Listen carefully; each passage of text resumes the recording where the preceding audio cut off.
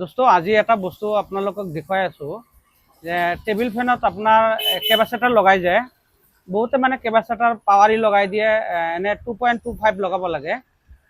নহ'লে আপোনাৰ যদি ভল্টেজ কম থাকে তেনেহ'লে আপোনাৰ 250 লগাব পাৰে। এতিয়া 315 বেটাৰীটো লগাই দিলে 315 কেপাচিটাৰ যদি লগাই দিয়ে তেনেহ'লে আপোনাৰ কয়েলটো পুৰা চান্স থাকে।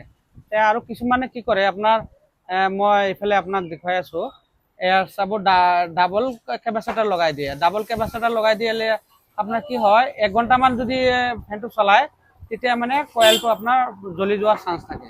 সেইকাৰণে এইবিলাক বস্তু আপোনাৰ মাৰ্ক ৰাখিব, যাতে আপোনাৰ য'ত আপুনি লৈ যায় কাম কৰিবৰ কাৰণে যাতে আপোনাৰ কেপাচিটাৰটো ইমান হাই পাৱাৰ নিদিয়ে।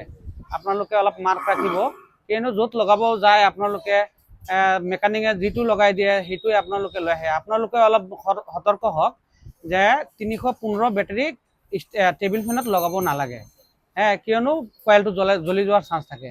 আৰু ডাবল কেপাচিটাৰ যদি লগায় তেনেহ'লে আপোনাৰ ডাবলটো লগাব নিদিব। আপোনাৰ 250 লৈকে আপুনি লগাব দিব বা 2.25 লগাব দিব, ইয়াৰ ওপৰত লগাব নিদিব।